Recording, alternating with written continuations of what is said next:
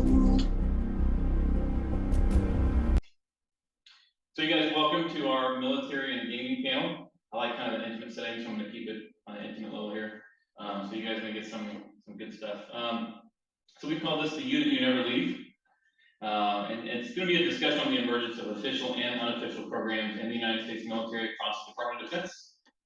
We'll have a little additional information from our perspective. Myself and Alex represent UKnightedXP. We're a 501c3 charity. We're the only charity in the world that leverages gaming and gaming culture for global social impact. So whether we're working at the Pentagon and DC level, or a state government, or a BSO, we're very heavily involved with both active duty and veterans and consulting with them as a charity on what does social impact look like. We're also going to be briefly learning about connection, community, competition, and camaraderie as it pertains to this specifically. So let's introduce our panel real quick. Sorry you guys, there's no camera here, so you guys can't see them, but we can see you just fine, so that's most important to them. And then we'll get started. We're going to open the floor for like the last 15, 20 minutes so you guys get a chance to just hang out and interact with them a little bit. And panelists, please keep your responses to about 2 minutes or less, and I'm going to do a weird, funny noise just to make it humorous in case you go long. Which we all have a tendency to do because this is exciting stuff. Introductions real quick. Martha Lappman. Martha is the founder of Gold Star Gamers.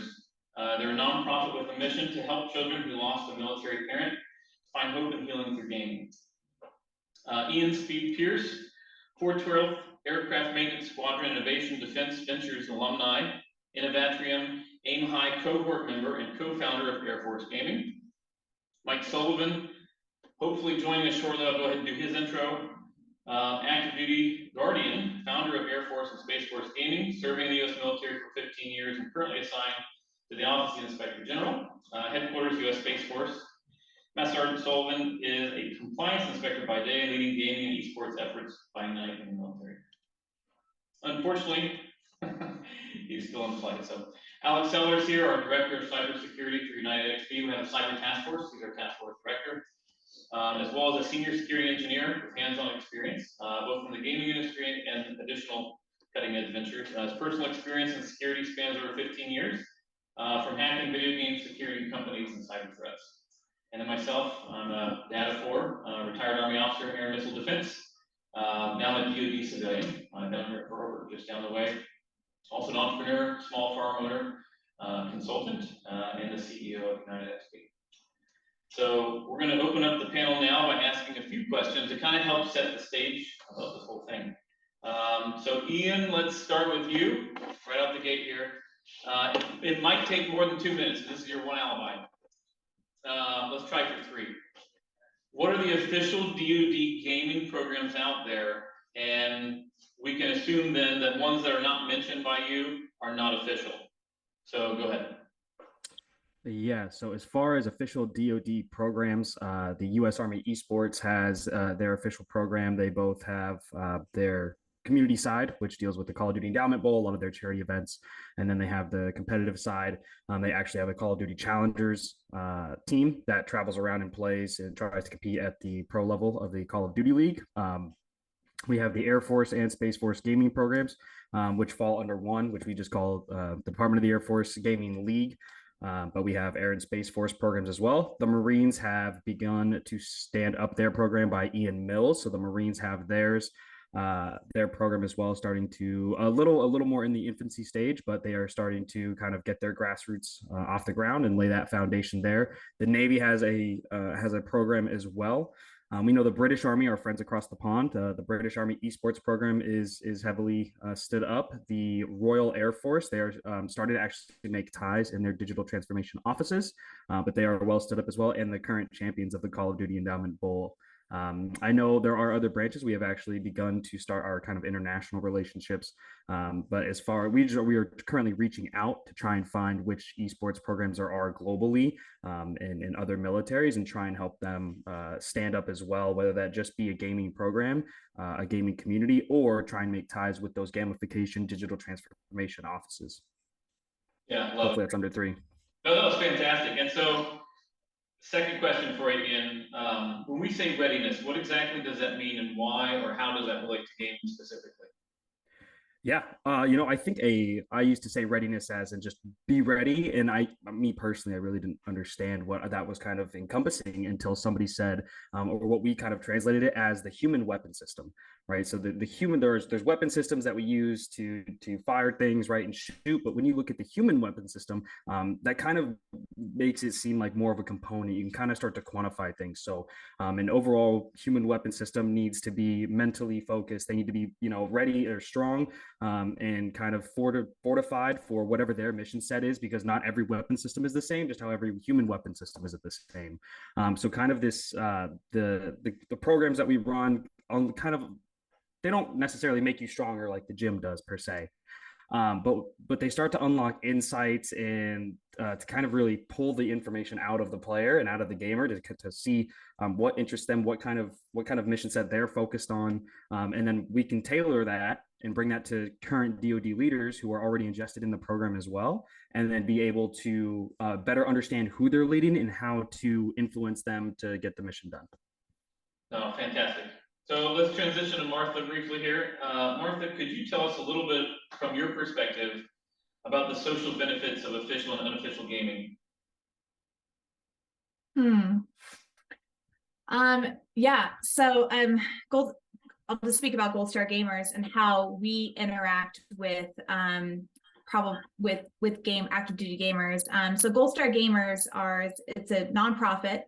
We take children who have lost a military parent and we game with them. So one thing that happens in the military when you lose a parent, whereas the family feels very disconnected from the military community, right? You lose your ID card, you have to move out of base, people in uniform stopping by, and you really lose your community in a lot of ways. And I know my kids go absolutely nuts when they see someone in uniform at Target or Walmart, because it's like seeing a celebrity or someone that, like, dad used to look like them. It's really, really an important relationship to keep and maintain. And so through gaming, we've been able to have these children who used to game with their parent they lost, and now they're able to game with men and women in uniform, relating to them through an experience that they used to have with their parent, in a way that is like fun and lighthearted and engaging. And it's so impactful and so meaningful that I think that everyone that's been to our events has ended up crying. And it would absolutely not be possible for us to do this if it wasn't for the support and engagement of the military. Yeah, thank you, Martha. So, Alex, given some of the topics we've talked about, let's shift to how to keep people safe, right? So, a lot of gaming mediums, as you know, and I both know, are not necessarily safe, or maybe they're complex to navigate, or maybe it's just hard to figure out what is and what isn't, and present unique challenges and vulnerabilities. Where should we start, or could we start, for our military service members and their families to try and keep us safe? Yeah, so a lot of the things in the gaming industry that I used to work in, they've started to implement is there's a few different methodologies. The first one would be to only give out the information that you want and want shared, because it can and will be sold in some cases. Can't name any names of companies. But another way, be careful with that one. In other ways, you can use multi-factor authentication, because as you go through and you add passwords, passwords can and will be hacked over time. So adding a next layer of security will definitely help out. On top of that, you can make sure that you're using proper passwords to ensure that those are, they're rolled through properly. You could use a thing online. This is the only time I'll use a name in here, of haveibeenpwned.com. And you can come to me afterwards if you want the name, the website link. But that will test and tell you if a password has been leaked online and if it's been, compromised.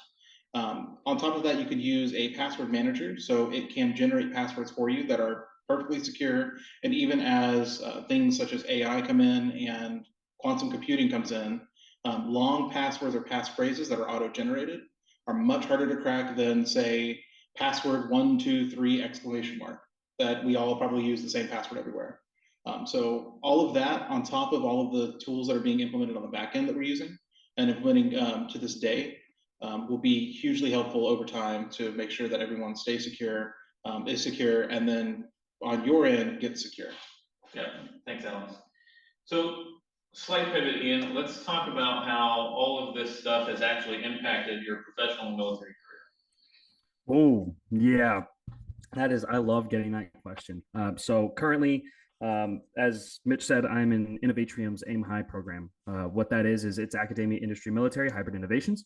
We work with a DoD team to solve DoD challenge sets. One of these interesting challenge sets that I'm currently working is satellite communication methods.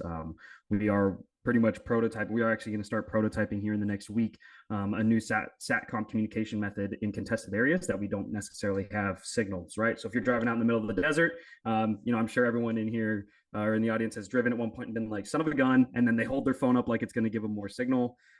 So we're actually working on that kind of contested area. That way you can assure where you're at and still have communication methods. Now that sounds nothing like gaming, but if we wind the clock back about 2.5 years, we look at me sending a Facebook message saying, hey, I'm a maintainer and I'm really passionate about leading a team, but I don't really get that opportunity right now. Do you guys need somebody to coach a Call of Duty team? And it was like, actually, yeah, we're not really stood up yet. This is just kind of we just kind of advertise this as a thing to see who's interested. If you want to actually take the leadership role, sure. And so as I led the team, other people started seeing that leadership aspect, and then I started getting those leadership opportunities at work. And then from there, I got to even expand myself and give a keynote speech at the Logistics Officer Association. And as I was doing this, I'm not only leading a team, but I'm learning about the people that I'm leading, and I'm learning about what their job is and how much they lead people in their time. And I'm learning all of this stuff about different jobs and different AFSCs, and understanding that key insights are huge, and that you can pull data from games, and that you can ingest leadership capabilities in games, all because I wanted to coach a Call of Duty team, then transformed into me now doing things with a DoD-wide team. It has very much transitioned, and a lot of it has been my personal drive and passion to change the DoD. But I will never forget that it was because of a Facebook message and me wanting to just play Call of Duty that I learned so much about the DoD in general. That's incredible. And so, Mark, from your perspective and your operations, what has it been like to have official DoD programs for Gold Star gamers? I probably accidentally answered that question with the last one a little bit. So maybe I'll just kind of more thoughtfully answer your first question then. When the reason why gaming is so important to our military families, I mean, there's a lot of reasons why. Not only culturally, right, is gaming really, really rampant and important in our culture today, but kids spend a lot of time separated from their parents. And so parents end up going on deployments, and we can have, sailors in the Navy now having Xboxes and gaming with their kids back home. Or heaven forbid, a service member gets injured, and then they can play, Game Pigeon with their kid on their cell phones when they're, in bed at Walter Reed. Or, divorce, training, like you name it. There's a lot of separation, a lot of movement that happens in the military community with families. And so it ends up becoming a way that not only, is gaming a way to de-stress or to, be beneficial during transition times.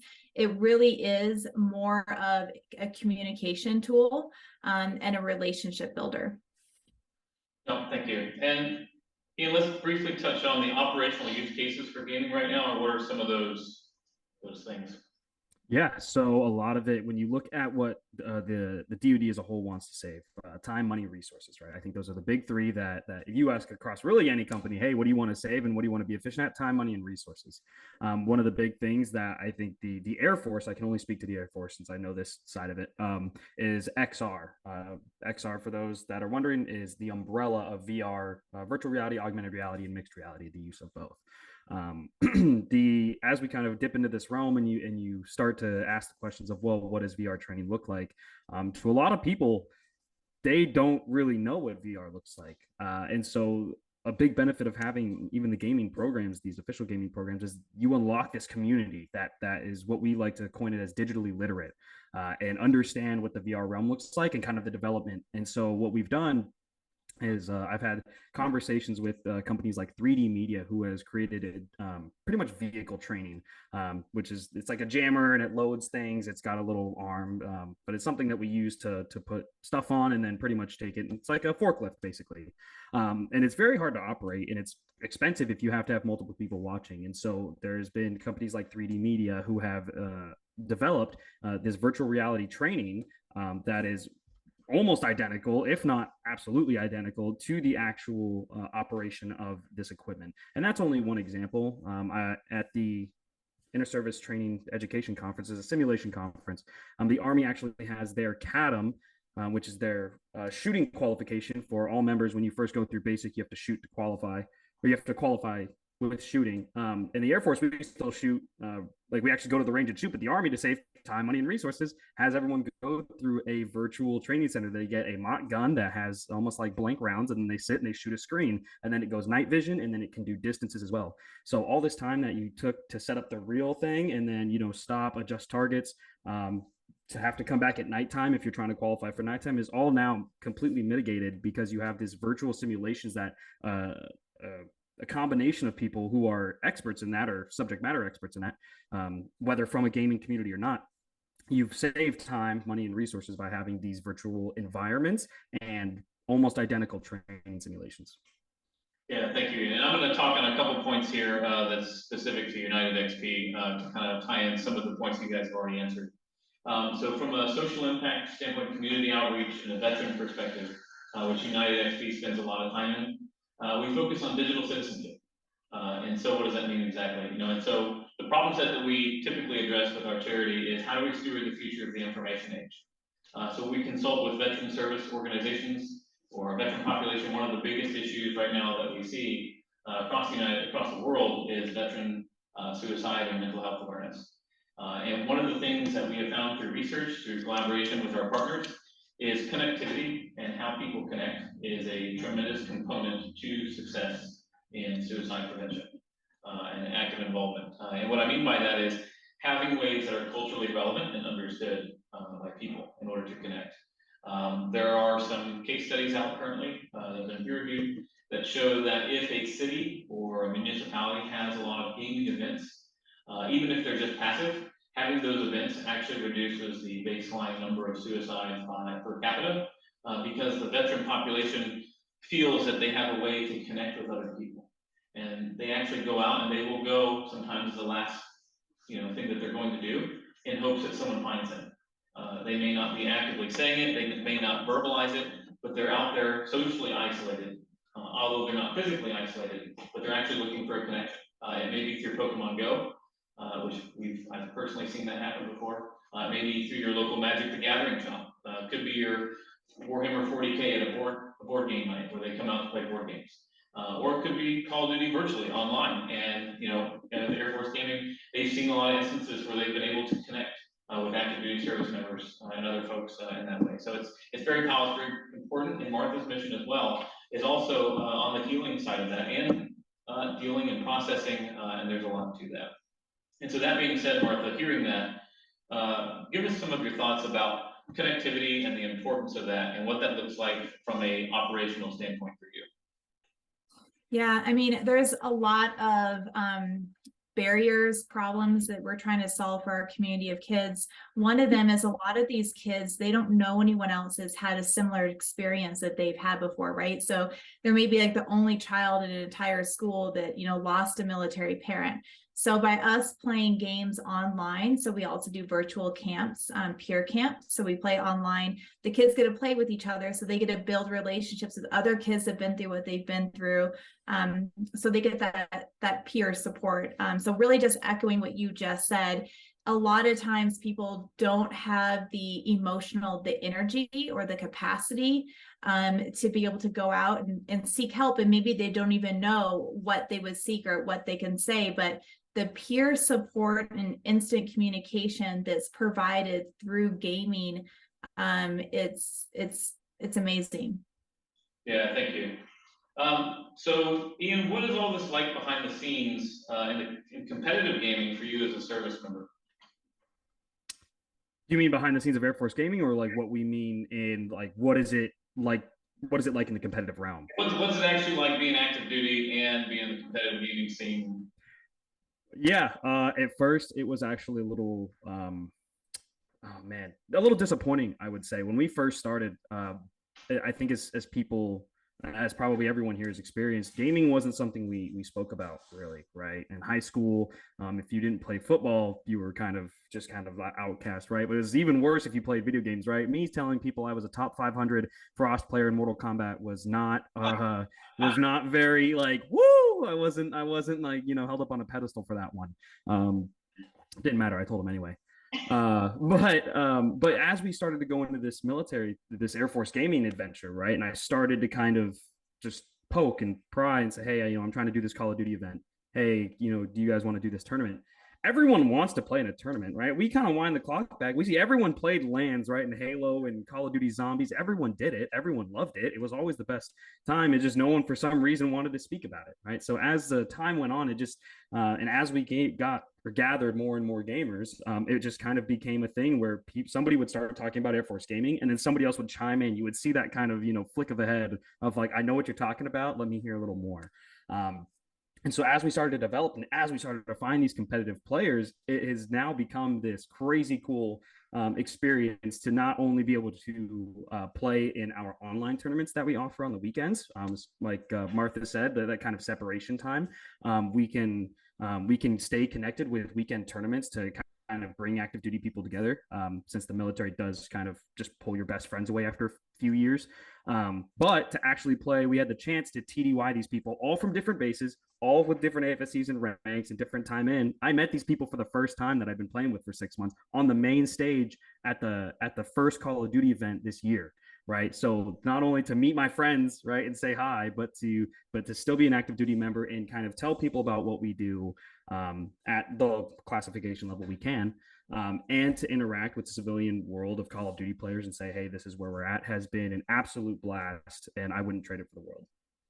Love it. And now, Martha, let's talk a little bit about what are some of the difficulties you've had or, challenges faced when you're trying to talk about your mission with senior leaders, and how they understand gaming or maybe even perceive gaming.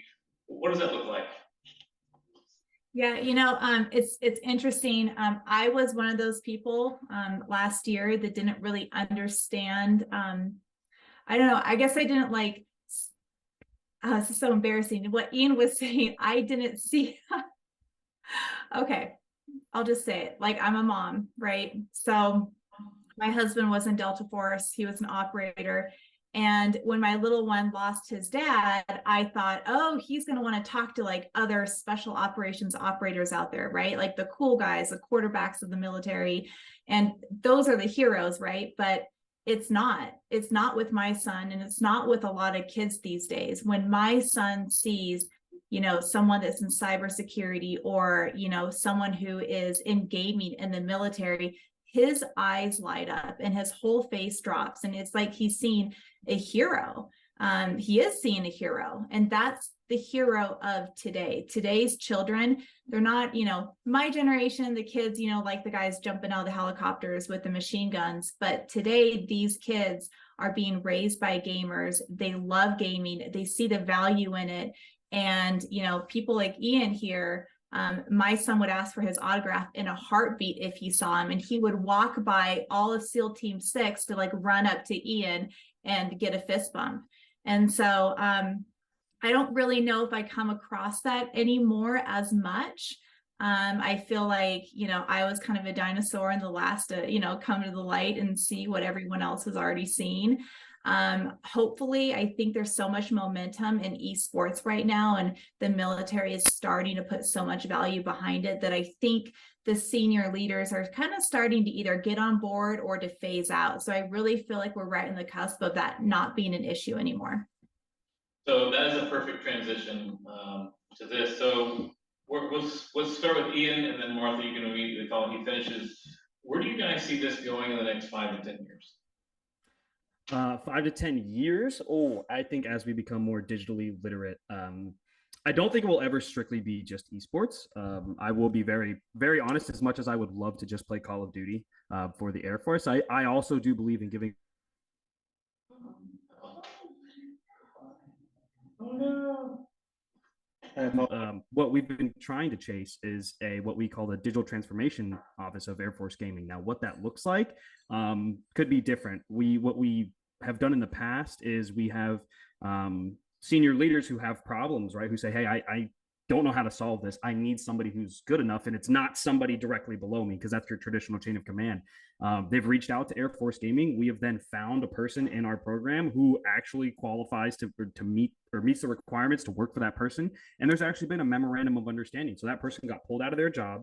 with a memorandum of understanding for an indefinite amount of time and got transferred over to the Space Force to then work technologies and innovation until that program is done. So what I see in the next 5 to 10 years is that this office gets set up, this Air Force Gaming office per se, whether it's physical or virtual, that pretty much redefines what the talent marketplace looks like, identifies the subject matter experts within these communities who are digitally literate, and then not only doesn't necessarily create and solve problems, but accelerates our way to the solution.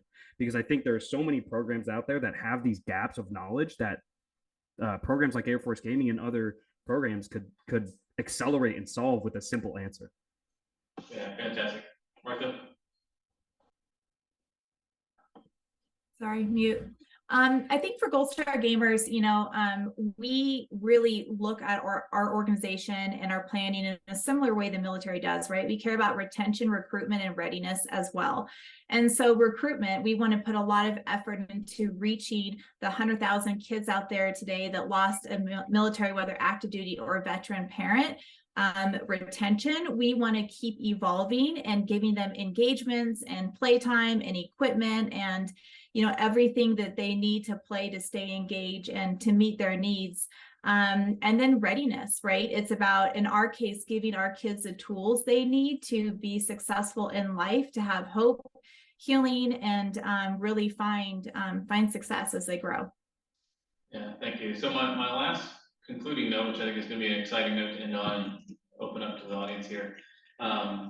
So one of the things that we talk about with readiness, I like to call it total readiness. It's a total soldier, airman, guardian, sailor, whatever branch you are in concept. We talk a lot about the pacing challenge with our adversaries, i.e. China in particular, and gaming offers a unique opportunity to address the pacing challenge with China through culture. So when we engage with our veteran population and our active duty population in a way that's culturally relevant, we find it to be very conducive to innovation. And when you facilitate innovation at scale across the Department of Defense, it brings relevance to the Department of Defense, whether or not the stakeholders buy it or not. So in other words, it's kind of like if you're in a meeting and you've convinced the commanding general of the Army that it was his idea to do the thing. It doesn't matter whose idea it was, but the fact that you did it, you addressed the pacing challenge. So UKnightedXP is uniquely poised strategically to address the pacing challenge of China through cultural engagement, which, when we read The Art of War and how they engage, they do everything they can to avoid all-out conflict. That is actually not the desired end state of any of the superpowers in the world. But that brings stability, and it's interesting that gaming provides a bridge between generations, and across all of our differences, that brings us together in immersive experiences and through connectivity that's truly accessible and equitable. So when I think about our soldiers and airmen and guardians and sailors, I think about how gaming brings us together as a humanitarian focus. And I think that our commanding officers and our senior shareholders and stakeholders that are elected officials should be considering this as a strategic value when we talk about gaming and esports in the military. So on that note, Ian, Martha, would you like to add to that? Yeah, I really do believe the innovation portion that you speak of in the connectivity of that. As Martha said, right, being able to connect people is a key portion of gaming, and it's a huge aspect of gaming, right? It's that disconnect that people normally didn't have. Again, when you wind back the clock and you look at where we are at now, it takes me 2 clicks and I can hop in a Zoom meeting, right, or hop on Discord and hang out with people. But I do believe that it invites innovation. Mitch, you said that it bridges the gap, right? It brings those people together. Those current DoD leaders that Martha said are phasing out or don't understand it. We don't necessarily want them to phase out, even though they say no. What we simply want to do is say, hey, hop in a Discord call, right? Hop in this and see what actually happens. And we've seen before, whether it's playing chess or playing something else, that in that same call, the mindset completely flips, and the ideas and ingenuity that the DoD leaders get from our current airmen completely defy what their original plan was, right? They usually do plan A. If plan A doesn't work, they go B. If plan B doesn't work, they do C. And then they talk to this generation because they don't really get that exposure at their normal, day to day. That through Air Force Gaming and other programs like that, when you get that kind of interaction, you realize that the new generation comes with ingenuity and these new ideas. So instead of plan A, why not do plan D first? And if plan D doesn't work, why not do a combination of plan B and C? And then if that doesn't work, then do A. And that might actually be more efficient and better and bring that innovation. And through that, you might then invite innovation like technologies and processes and things like that. So I completely agree with both what Martha and you said about the connectivity piece. I just think that if you peel that onion a little more back, you're not just connecting, you're connecting that invites a pattern of behaviors that then lead to a more efficient and better future. Go, Martha. Yeah, I've always thought that, I've always said that two soldiers from like two different countries that maybe fought in completely two different wars and two different generations have sometimes more in common than your next door neighbor, right? Because they have this like shared experience and this like understanding and respect for each other that I think a lot of us civilians, like we can't understand.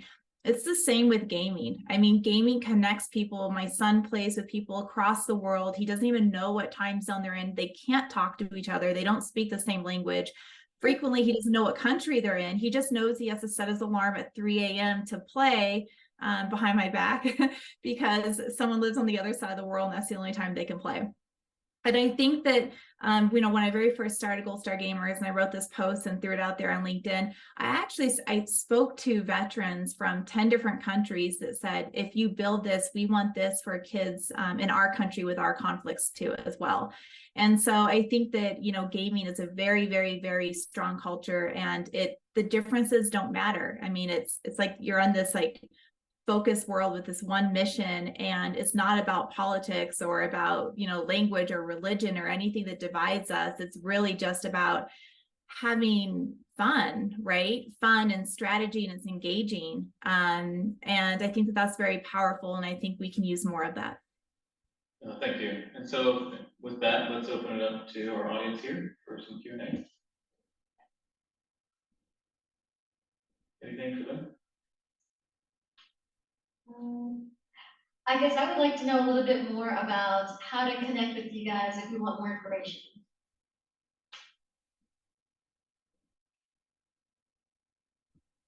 I'm all over LinkedIn. So Martha Loftman on LinkedIn or Gold Star Gamers on LinkedIn. And I would love to connect with anyone who wants to talk about kids and gaming. Yep. Same. I'm also all over LinkedIn. I do have my gamer tag in there. It's Ian Speed Pierce on LinkedIn. You can also reach out to Air Force Gaming. We have all of our social medias. So we are across all of those.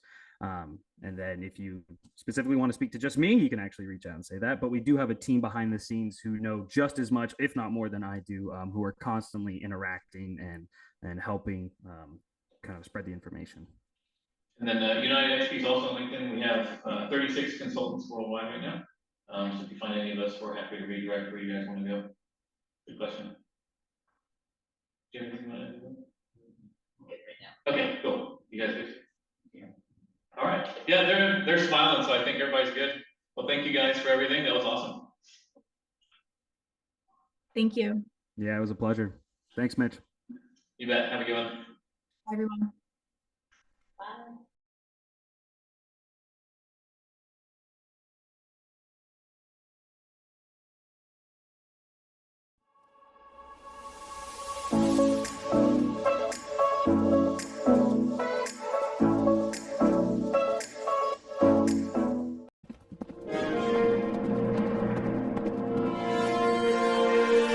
UKnightedXP. We play for the world.